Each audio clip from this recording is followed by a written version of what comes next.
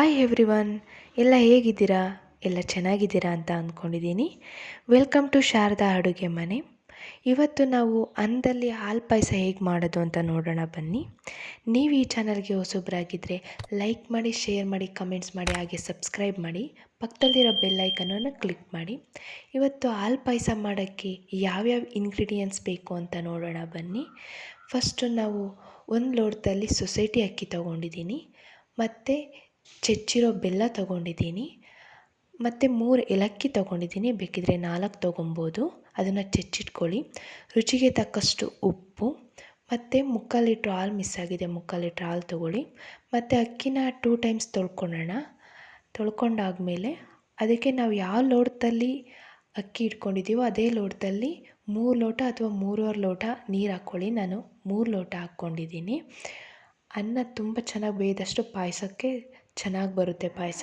ರುಚಿಗೆ ತಕ್ಕಷ್ಟು ಉಪ್ಪು, ಮತ್ತು ನಾವು ಕುಕ್ಕರ್ನ ಕ್ಲೋಸ್ ಮಾಡಿ 3 ವಿಷಲ್ ಹಾಕ್ಸೋಣ. 3 ವಿಷಲ್ ಆಗ್ತಾಯಿದೆ ನೋಡಿ. ಅನ್ನ ತುಂಬ ಚೆನ್ನಾಗಿ ಬೇಯ್ದಿದೆ.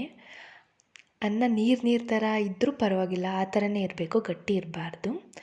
ಇದಕ್ಕೆ ನಾವು 3/4 ಲೀಟ್ರು ಹಾಲನ್ನ ಆ್ಯಡ್ ಮಾಡೋಣ.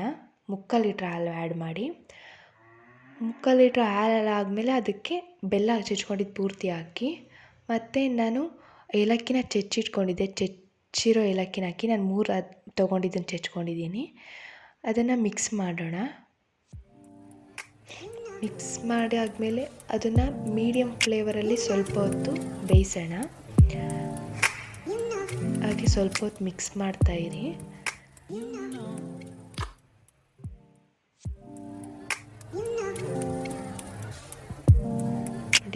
ಸ್ವಲ್ಪ ಕುದಿ ಬರ್ತಾ ಇದೆ. ಒಂದು 15 ಮಿನಿಟ್ಸನ್ನು ಚೆನ್ನಾಗಿ ಬೇಯಿಸಬೇಕು ಮೀಡಿಯಮ್ ಫ್ಲೇವರಲ್ಲಿ. ಆಮೇಲೆ ಲಾಸ್ಟಿಗೆ ಹೈ ಫ್ಲೇವರಲ್ಲಿ ಬೇಯಿಸಿದ್ರೂ ಆಗುತ್ತೆ. ಚೆನ್ನಾಗಿ ಕುದಿಯೋ ತನಕ ನೀವು ಬೇಯಿಸ್ತಾ ಇರಬೇಕು. ಈ ಥರ ಕುದಿ ಬರಬೇಕು. ನೋಡ್ತಾ ಇದ್ದೀರಲ್ಲ ಯಾವ ಥರ ಕುದಿ ಬರ್ತಾ ಇದೆ ಅಂತ. ನೋಡಿ, ಈ ಥರ ಕುದಿ ಬರಬೇಕು.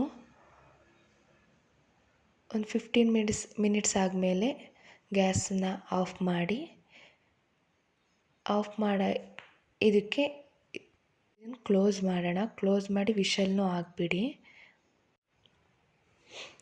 ಮತ್ತು ಇದನ್ನು ಸ್ವಲ್ಪ ಹೊತ್ತು ಬಿಟ್ಟು ಆಮೇಲೆ ತೆಗೆದ್ಮೇಲೆ ನೋಡಿ ಹಾಲು ಪಾಯಸ ಯಾವ ಥರ ರೆಡಿಯಾಗಿದೆ. ಒಂದು ಬೌಲಿಗೆ ಸರ್ವ್ ಮಾಡ್ಕೊತಿದ್ದೀನಿ.